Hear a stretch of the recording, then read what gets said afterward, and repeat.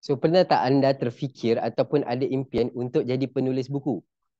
Jadi saya pun sebenarnya dah impian untuk ada buku sendiri sejak daripada orang kata di alam universiti lagi.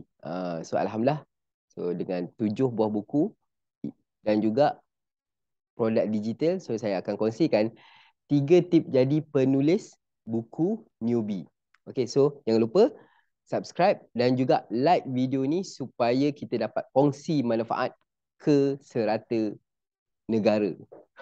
Negara kepada semualah. Okay, so jom. Okay, pertama sekali kita tengok dekat sini. Okay, kita start dengan timeline lah. Okay, katakanlah adakah kita nak menulis buku tu dekat sini? Okay, tapi saya sarankan, okay, ini timeline kita. Sebenarnya untuk kita ada buku sendiri tu sebenarnya dekat sini, kan? Ataupun mungkin dekat sini, kan? So jadi sebab apa? Sebab kita kena tahu bila kita jadi penulis buku ni, ada kemungkinan kita akan mendapat kepercayaan dan credibility kita makin meningkat. So that's why ada penulis yang dia start daripada zero.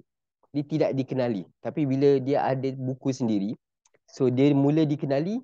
So that's why dekat situ dia dapat undangan, dia dapat jemputan. Mungkin uh, jadi speaker, kan?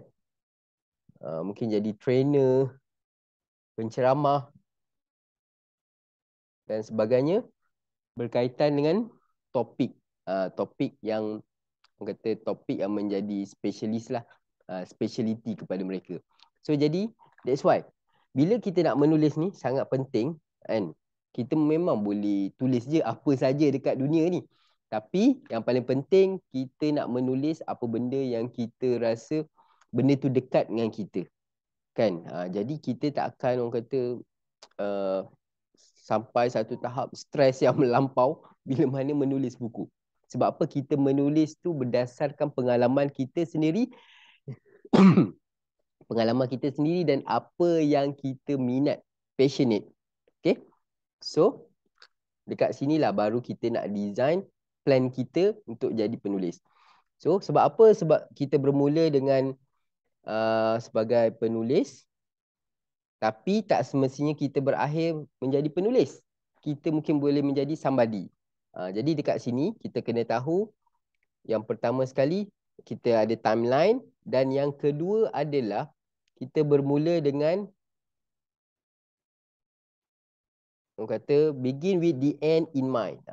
End in mind ni, kan?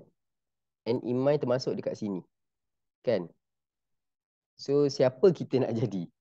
Sebab buku yang kita tulis tu akan lebih memudahkan untuk kita capai kita punya target ni. Target kita, kita punya matlamat dan sebagainya. So, dan bila kita jadi penulis, dia seumpama kita punya business card. Kan? Malah dia lebih powerful. Kami buat program di sebuah sekolah. So, jadi kita tak sangka bahawa bila bawa buku tu boleh sold out.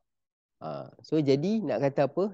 Nak kata credibility seseorang penulis tu dia akan dinilai daripada buku dia. Tapi jangan lupa pula, kan, ada yang nak menulis buku yang perfect, kan? Tapi sebenarnya kita tak akan dapat menulis buku yang perfect. Kita hanya dapat improve dari semasa ke semasa. Sebab apa? Ramai yang nak buat buku perfect, last kali buku pun tak siap-siap, kan? So jadi start small dulu, kan? Kemudian dalam masa yang sama kita boleh kembangkan. So kemudian kita kena tahu bila kita jadi penulis ni kita nak buat publish. Kita nak publish dekat company-company penerbitan ataupun kita nak self-publish. So itu yang kita kena tahu untuk tips yang ketiga ni, kan. Kita kena tahu sama ada kita nak self-publish ataupun kita nak buat dekat publish house lah. Maksudnya company penerbitan lah, publisher, kan. Publisher yang memang dah famous. Tapi kita kena tahu publisher ni dia memilih kan, dia memilih buku-buku dan juga dia nak tahu sama ada buku kita ni boleh terjual ataupun tak. So kalau kita berjaya meyakinkan dia orang bahawa buku kita ni memang ada market, memang ada orang nak, so lebih mudah untuk kita terbit dengan mereka. So kelebihan dia, kita tak perlu buat kerja marketing, bukan tak perlu buat tapi kurang. While self publish ni kita kena keluarkan duit modal sendiri, kita kena buat marketing, sales dan sebagainya. Tapi most of the profit tu kita akan dapat lah. So jadi nak kata dekat sini, kita kena tahu kita nak tulis buku macam mana, dan dekat sini kita ni strong dekat word, kita ni strong dekat image, kita strong dekat contoh infografik ke, kan? So jadi ada orang dia suka menulis, so dia boleh menulis banyak ayat. Ada orang dia suka buat banyak image, contoh macam buku Troker Science. Troker Science tu yang best seller kan. So kalau kita tengok buku dia memang kebanyakan tu adalah gambar kan, kemudian fakta sains kan. So dia main game tu. Kemudian infografik ni mungkin nak memudahkan pembaca kan, ataupun pelajar ataupun siapa saja yang mendapat buku kita tu terus dia nak dapat grab apa yang penting lah dalam topik tersebut. So ini, dan nasihat saya adalah kita fokus mana yang kita rasa macam itu adalah kekuatan kita. Sebab bila kita tahu kekuatan kita apa, kita tak perlu tengok orang lain kan. Kita tahu kekuatan kita apa dan kita matchkan dengan keperluan pembaca kita.